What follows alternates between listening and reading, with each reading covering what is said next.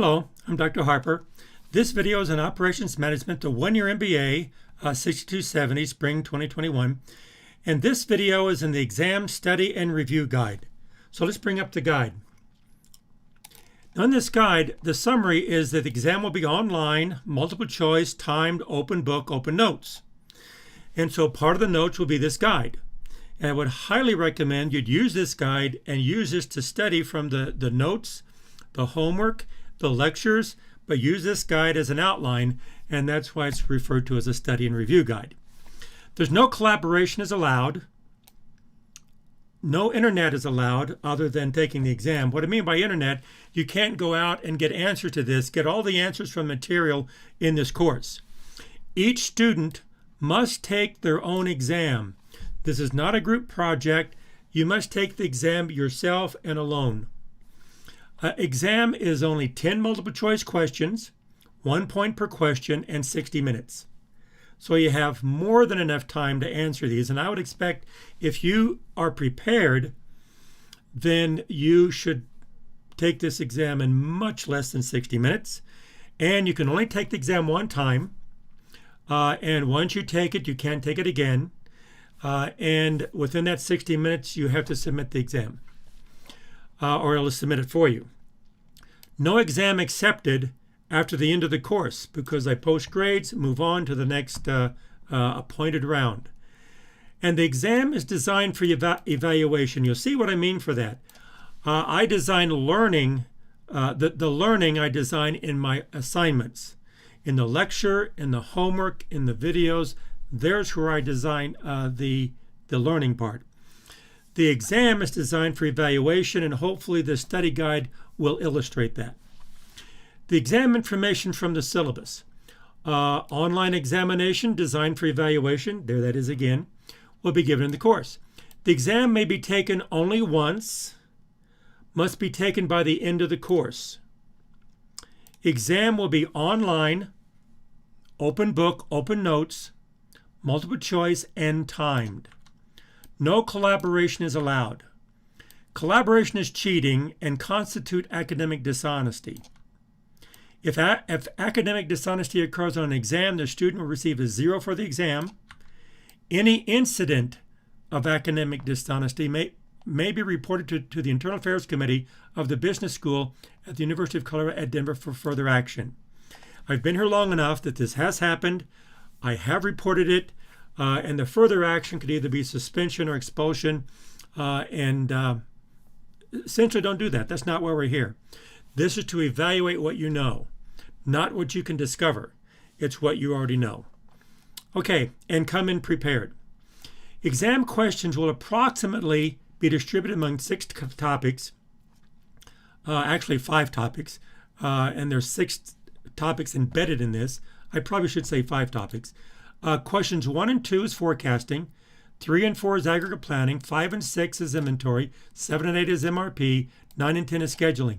And the reason I say approximately distributed and more than this is that there are a lot of topics embedded in this. There's statistics, there's distributions, there's probabilities here, there's Excel. So these are the major topics, but there's more topics embedded. Okay, exam question study guide, here it comes. The descriptions in this exam study guide represent suggested areas of preparation. I probably should say highly suggested because this is exactly the kind of thing I'll be asking you.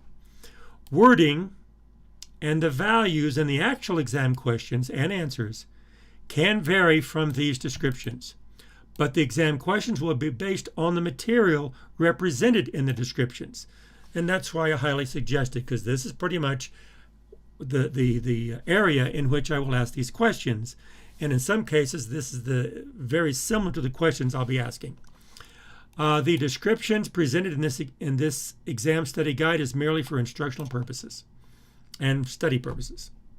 Okay, let's do it. Let me show you what I mean. Here we go. Here's the exam study guide. Questions 1 and 2 is forecasting, 3 and 4 is aggregate planning. Question 1 and 2 forecasting. The first question will be qualitative. The second question will be quantitative.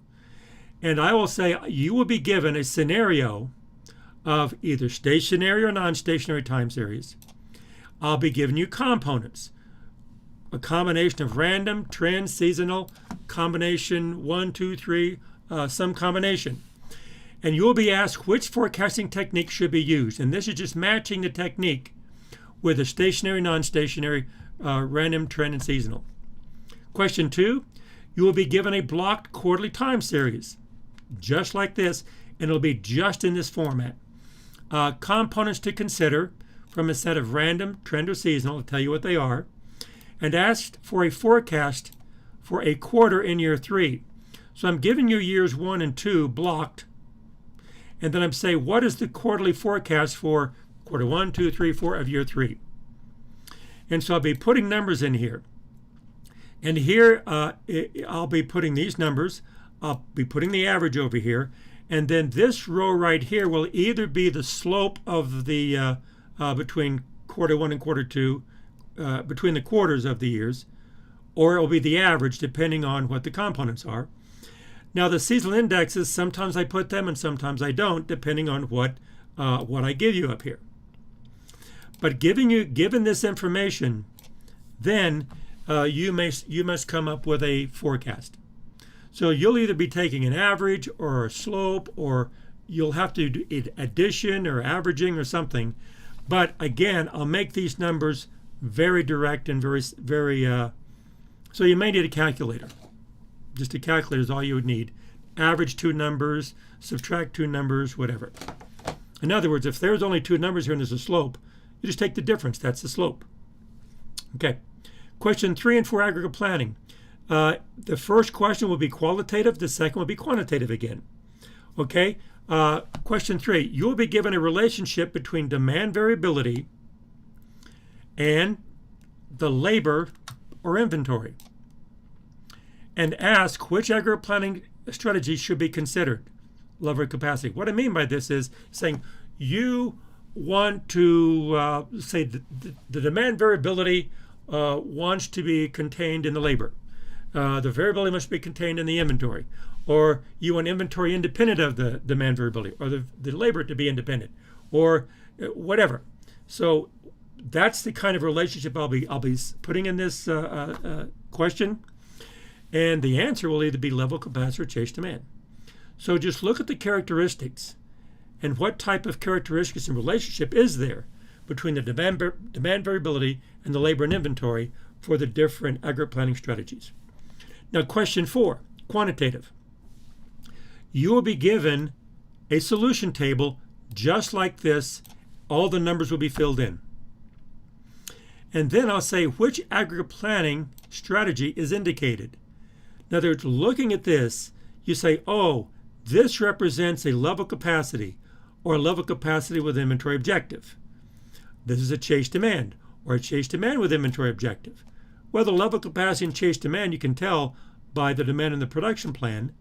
The inventory objective you can tell by the beginning inventory and the ending inventory. So I'm telling you what to look for. It's just, can you do that? Okay.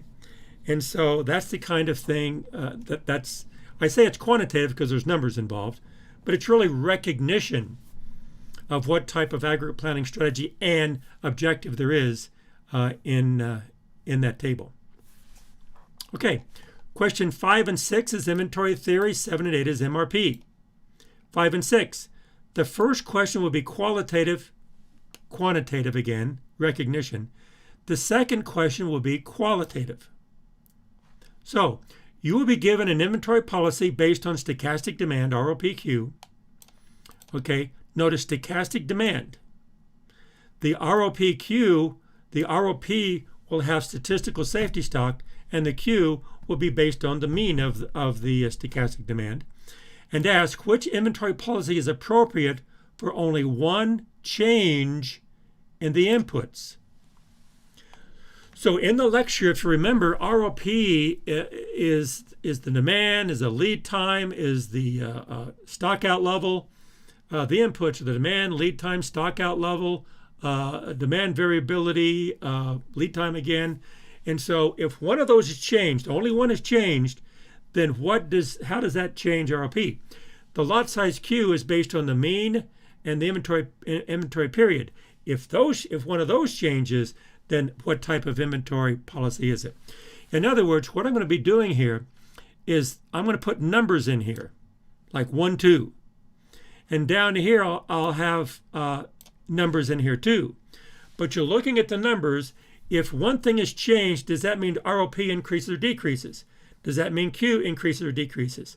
Or both increase or both decrease? So that's the kind of thing you'll be looking at. Okay, and so therefore, question 5 is qualitative and quantitative, but you're not really doing qualitative calculations. It's quantitative recognition. Question 6. You will be given an inventory policy based on constant or stochastic demand, and you'll be given the continuous review, single period, or periodic review, and ask what conditions are indicated for the inventory policy. In other words, this will be the answers that I will put out there, that I'll give you. And then the question will be, if you have this, this, and this, which one of these does this apply to? If you have this, this, and this, you have this type of constant or stochastic demand or single period or periodic review or whatever, then which one of these does this apply to? So just recognizing the different types of inventory policies.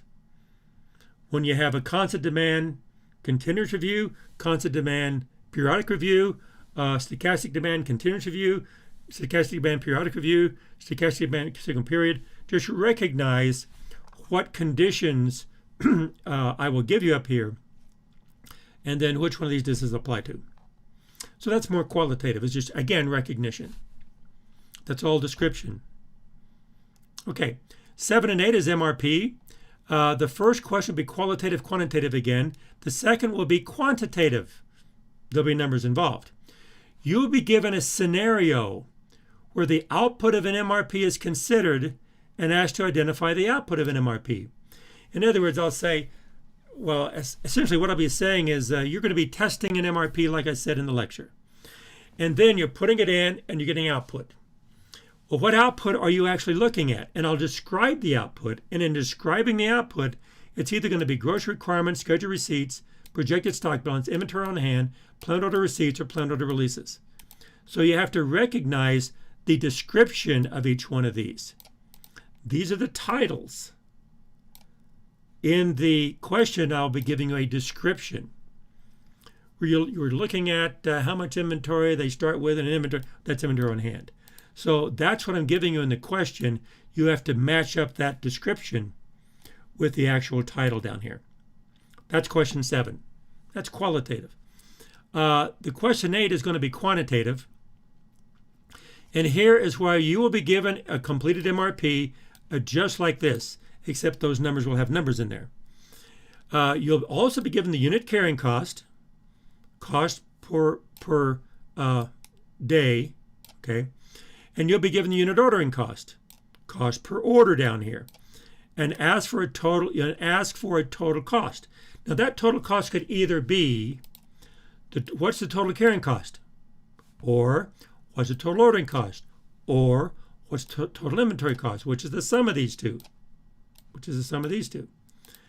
And so this question will be giving you the numbers, and then you'll have to do some calculations, some multiplication and some adding. So all of a sudden you're doing some numbers. So it is quantitative. Okay, now notice it will be LFL. Now I'll give you the lead time and safety stock. I'll give you the gross requirements, schedule receipts, and some of these may be blank. For example, schedule receipts, lead time is 1. Well, if the lead time is 1, then these two will be blank. Okay? If the lead time is 2, then this one will be blank. Okay? But some of these may be blank.